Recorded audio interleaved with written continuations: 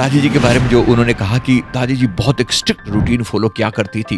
कहते संसार में रहते हुए भी ऐसे लगता था जैसे संसार उनके दिल में नहीं बसता। उन्होंने कहा कि सुबह 4 बजे अलार्म नहीं बल्कि उनकी आत्मा उन्हें जगा दिया करती थी। और क्या सोना क्या जागना, इतनी सुंदर रूटीन था जैसे लगता था किसी और युग की हैं वो। कहते पानी के लोटे से मुंह धोते उनका चेहरा ऐसे चमकने लगता, बस पूछो मत। कहते जैसे रात भर खुद श्री सद्गुरुदेव भगवान जी ने उनके हृदय को रोशनी से भरा हो।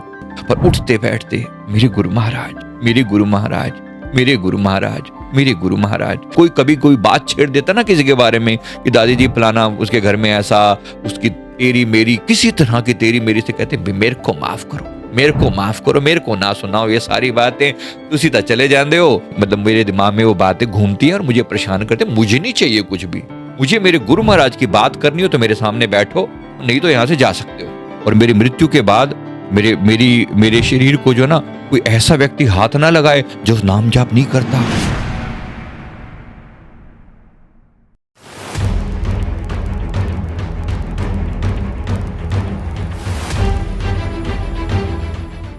नमस्कार, इस वीडियो में मैं आपके साथ एक मृत्यु का अनुभव शेयर कर रहा हूं जो मेरे एक मित्र शैलेंद्र जी ने बताया मुझे। मृत्यु का अनुभव हालांकि बहुत डरावना होता है अधिकतर लोगों के बारे में जब सुनते हैं, क्योंकि बड़ी दर्द भरी यादें, दुख जुड़ा होता है। लेकिन यहाँ घटना कुछ और है। एक ऐसी घटना जो आपको अंदर तक रोमांचित कर देगी। एक ऐसी घटना जो शायद आपके अंदर जो है मृत्यु के प्रति एक सम्मान का भाव भर दे, गुरु के प्रति, भक्ति के प्रति और जीवन को सफल कैसे करना है उसके प्रति सम्मान का भाव भर दे। आइए इस चीज को बड़े प्यार से समझते हैं, जानते हैं। मेरे एक मित्र शैलेंद्र जी, उन्होंने अपनी दादी जी के बारे में बताया और उन्होंने बताया कि उनकी जो दादी जी हैं वो मेरे श्री परमहंस सदगुरु जी की शिष्या रही हैं। उन्होंने दादी जी के बारे में मुझे को पहले ही बताते रहते थे, मतलब जितना मुझे उन्होंने बताया। मेरे श्री सदगुरुदेव भगवान जी, श्री परमहंस गुरुदेव जी, जिसने भी मेरे गुरुदेव के सुंदर मूर्त के दर्शन किए हैं, प्रभु का साक्षात दर्शन किए हैं, उनकी तो बात ही क्या है। तो कहा उन्होंने कि दादी जी ने दर्शन किए गुरुदेव के, और ये बात है 1981 के बारे में वो बताया करते थे कि उसके बाद मतलब हर साल ही वो जाया करते थे श्री सदगुरुदेव भगवान जी के दर्शन करने के लिए।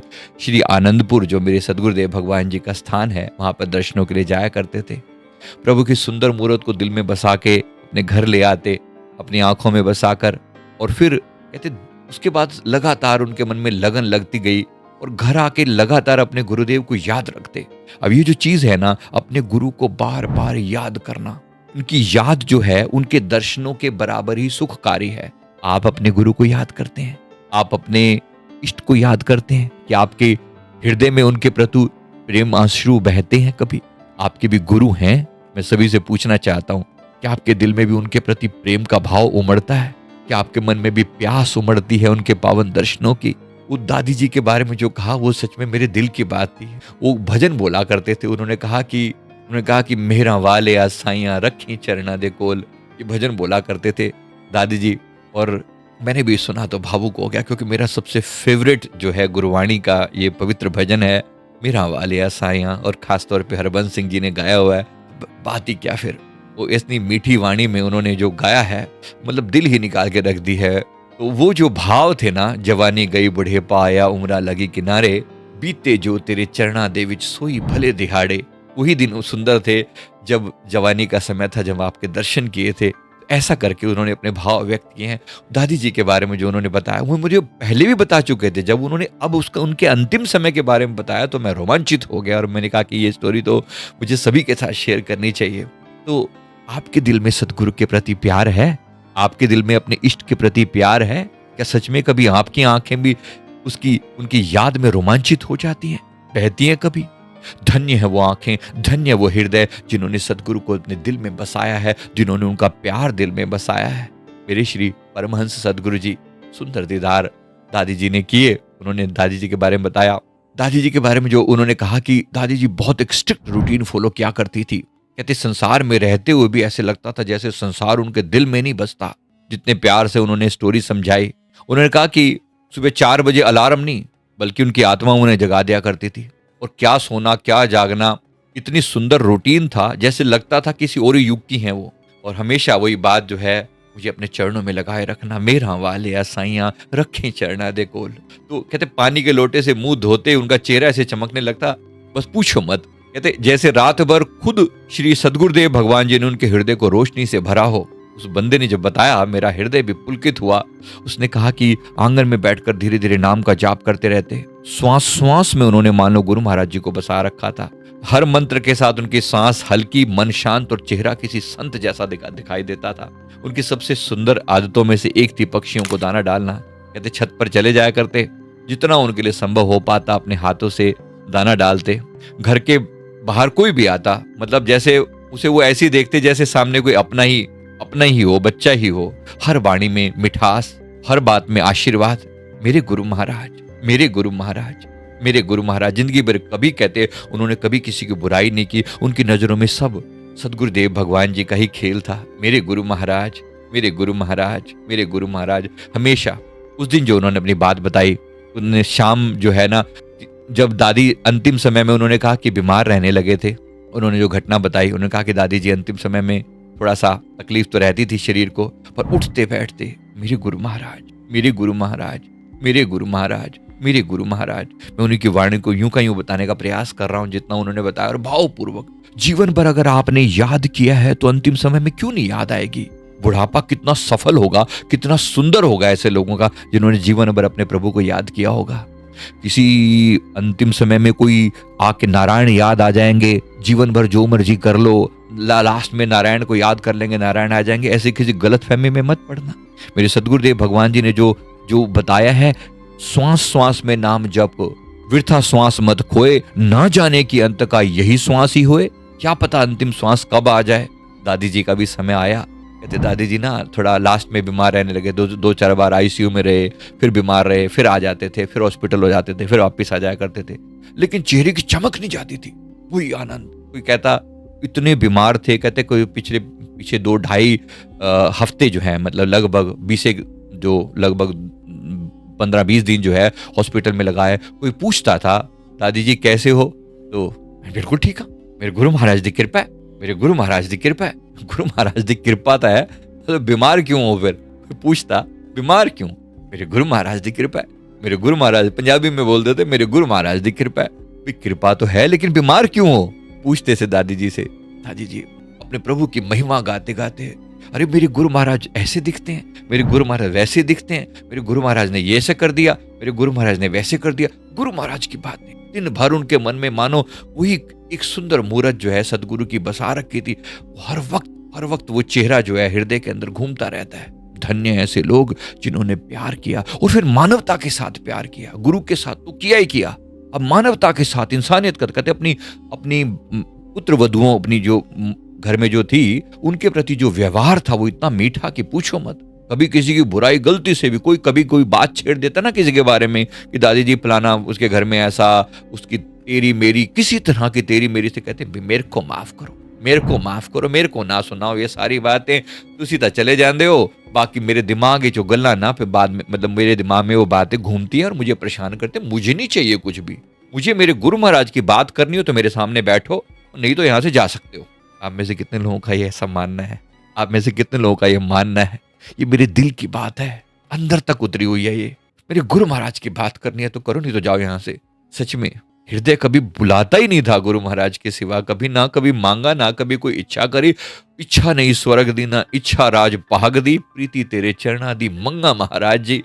प्रभु आपके सिवा हमें राज भी नहीं चाहिए, मुक्ति भी नहीं चाहिए। मन प्रीत चरण कमलारे, राज न चाहूं मुक्त न चाहूं, प्रीति चरण कमलारे। जो ये भक्ति का भाव है ना, बड़ा गहरा। दादी जी के बारे में जो उन्हें बताया, कुछ ऐसा लगता था जैसे हमारा ही बुढ़ापा कभी ऐसा होगा शायद, जैसा उनकी दादी जी के बारे में उन्होंने कहा। पशु पक्षियों के प्रति बड़ा ही प्यार। घर में कोई सामने मांगने वाला आ जाए, उसको भी जो दिल में आए निकाल के अपना, बाद में तो उस दिन मतलब खाना वाना भी किसी को अपना उठा के पकड़ा दिया करते थे। बाद में घर वाले, वो जो बहू है, पूछती भाई दादी जी खाना कहाँ गया? वो खाना तो दे दिया, आ गया खाना तो गया, दे दिया किसी को। अब ये प्रेम का भाव है, सुंदर भाव है, बड़ा प्यारा। खैर दादी जी का अंतिम समय की बताता हूँ क्या रहा। दादी जी के अंतिम समय के बारे में जो उन्होंने कहा कि कुछ दिन से तो बिल्कुल ही उन्होंने कहना, मेरे गुरु महाराज आएंगे, मेरे गुरु महाराज आएंगे, मेरे गुरु महाराज आएंगे, मेरे गुरु महाराज आएंगे। लेकिन उन्होंने कहा कि जैसे ऐसा लग रहा था कि उस रात तो तैयारी ही कुछ अनोखी कर रहे थे, आएंगे, वो आएंगे, आएंगे। 2-3 दिन से तो बिल्कुल अपने आप को समेट लिया था और बार-बार बोलते थे, अंतिम समय में किसी को मेरे अंतिम समय में कोई मेरे शरीर को जो है मेरे सामने बैठ के संसारी बातें ना करना, और मेरी मृत्यु के बाद मेरे शरीर को जो ना कोई ऐसा व्यक्ति हाथ ना लगाए जो नाम जाप नहीं करता, जो गुरु महाराज जी को याद करता हो, उन्हीं लोगों को बोलना मेरे शरीर को हाथ लगाएं, मेरे को ऐसे कोई ना लाए। और गाजे बाजे के साथ लेके जाना, मैं अपने सदगुरु जी के घर जाना है। कुछ दिन पहले से ऐसा लोग कहते थे दादी का दिमाग घूम गया, जाती भी नहीं थी, मतलब ऐसा लगता था कि जैसे, लेकिन अब जाना तो था, शरीर तो है, वो कहा करते थे। फिर आ जाती थी, फिर हॉस्पिटल, फिर दादी, फिर घर। अंत में जो हुआ वो बहुत ही दिव्य था, बहुत ही सुंदर था। उन्होंने कहा कि रात को बोला उन्होंने, मेरे गुरु महाराज आएंगे, मेरे गुरु महाराज आएंगे। और अंतिम जो समय आया, कहते हम दोनों रात को बैठे हुए थे, हमें ही बोला दादी जी ने फूल ले आओ, फूल, थोड़े से फूल ले आओ, फूल ले आओ। फूलों की माला बनाई, अपने हाथों से गूंद रहे हैं, बड़ी मुश्किल से दिखाई देता था, तो अपने हाथों से माला बना के और गुरु महाराज जी को पीताम्बर, जैसे आप देखते हो जैसे प्रभु की सुंदर मूर्त के आगे पीताम्बर है ना, ये पीताम्बर जो पीछे पहना होता था, ऐसे प्रभु पहनते हैं, हार पहनते हैं। जैसा हार अभी गुरुदेव ने पहना हुआ है, ऐसा ही हार जो है उसने दादी जी ने तैयार करवाया। तो ऐसा सुंदर और हार और रख के बैठे हुए हैं, कहते हैं गुरु महाराज की महिमा गाओ गुरु महाराज की। उसके बाद थोड़ी देर तक लोग ने गाया, फिर लोगों को नींद आने लगी। सबको कहा कि भाई ठीक है, तुम जाओ। और फिर कहते उसने, शैलेंद्र जी ने कहा, मैं अपनी दादी जी के पास बैठा रहा, और जो मैंने देखा, मैंने दादी जी के पास, मैंने कहा कि मुझे पता है कि दादी जी का मतलब लग रहा है कि इनके जो हृदय के भाव हैं, कि शायद हो सकता है कि इनके गुरु महाराज जिनको लेने के लिए आ रहे हैं, ऐसी दुर्लभ मौके से हम क्यों चूक जाएं। फिर उन्होंने बड़े, वो कहते मैं तो बैठा रहा जैसे तैसे करके। रात के कोई 2:45 बजे की बात है, कहते कमरे में ऐसी दिव्य सुगंध जो है फैलने लगी, जो मैंने कभी जिंदगी में नहीं, आज तक मुझे नहीं पता वो सुगंध। क्योंकि मेरे को ये फूल तो मुझे पता है, चमेली के फूल जो इसमें वो थे और गुलाब के फूल थे, उनकी महक तो मैं अच्छे से जानता हूँ, लेकिन वो जो महक थी वो इतनी दिव्य थी, कहते मेरी समझ में ना आए, दादी जी फूल कित्थों ले आए हो। उसने पूछा था अपनी दादी जी से, फूल कहाँ से लाए, कहाँ से आ रही है स्मेल। मेरे गुरु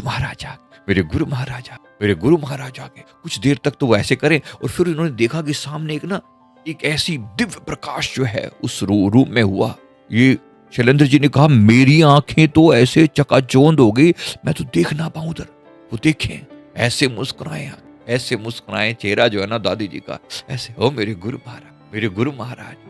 महाराज, बार बार मत्था टेक के आगे जाए।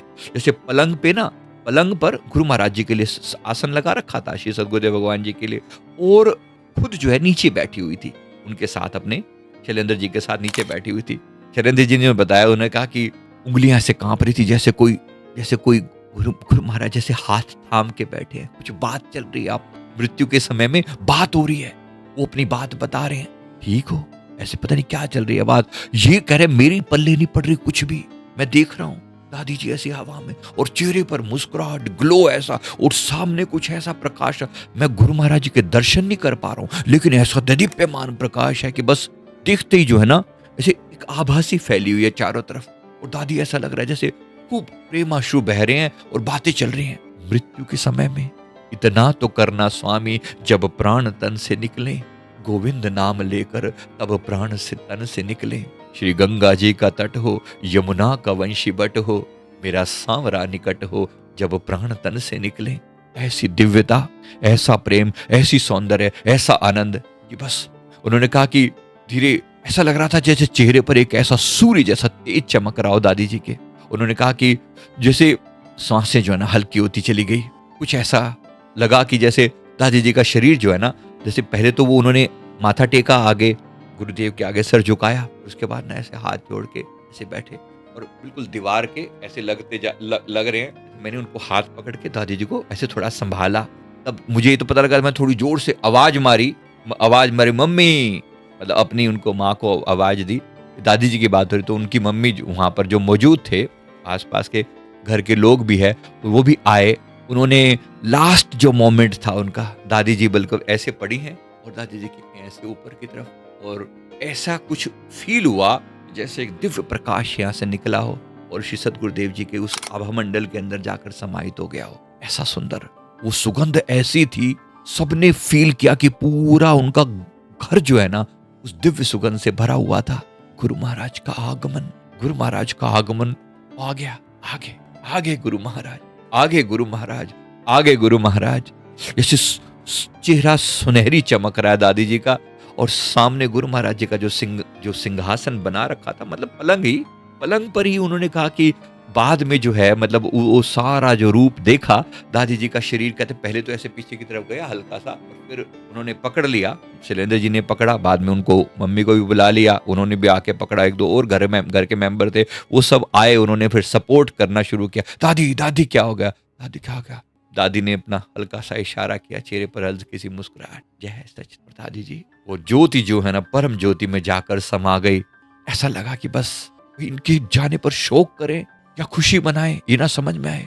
ऐसी दिव्य सुगंध, ऐसी दिव्य आभा जो घर में देखी उन्होंने, इतनी निर्मलता, इतना प्रेम, जो सारे जीवन की साधना थी सफल हुई। सामने बैठे हैं भगवान गुरु महाराज आए, ऐसी दिव्यता के साथ। ये समर्पण है, ये प्यार है।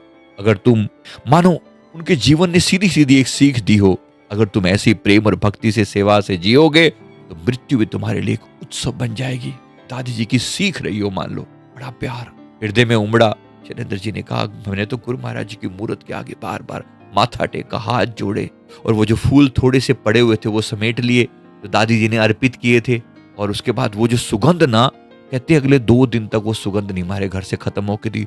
जो आए, कहां से फूल महका रखे हैं, समझ से बाहर है, कहां से फूल महका रखे हैं, किड़ कहां से लेकर आए हो फूल।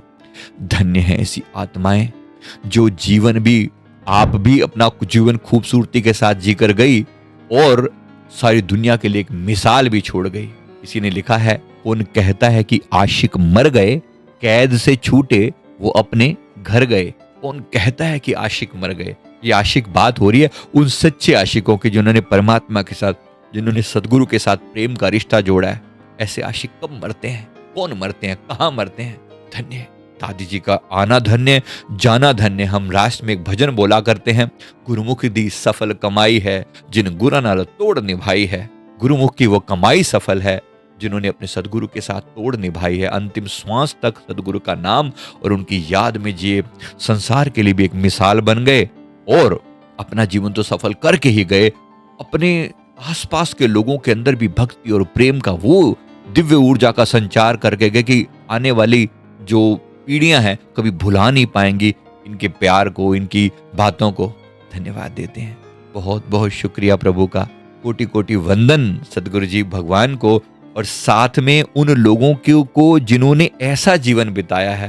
कौन नहीं चाहेगा ऐसा मृत्यु, कौन नहीं चाहेगा ऐसी मृत्यु।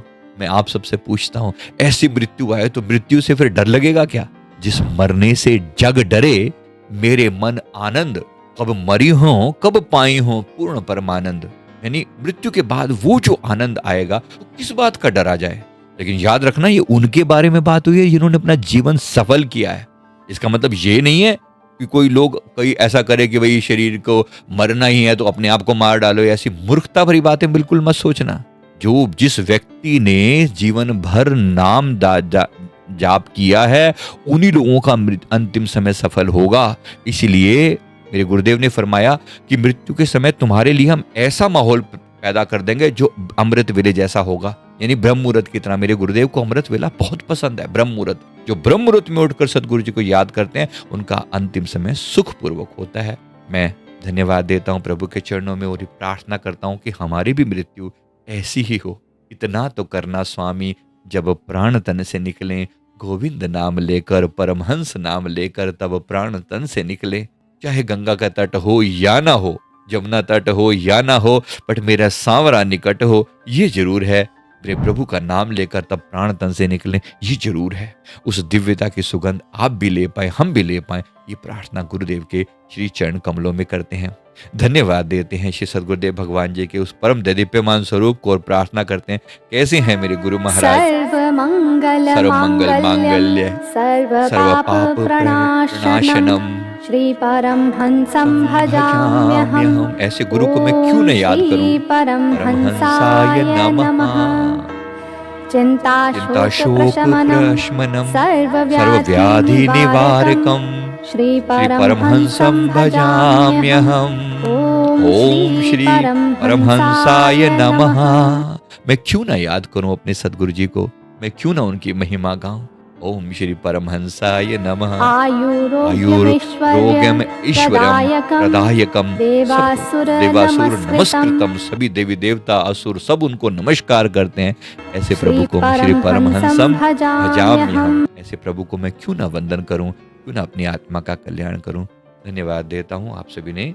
वीडियो को अच्छे से लाइक करें, शेयर करें उन लोगों को जिनको इसकी बहुत ज़रूरत है। शायद इस वीडियो को देखकर उनके दिल में कुछ तो प्यार उमड़े। Thank you very much. बहुत बहुत शुक्राना। Thank you.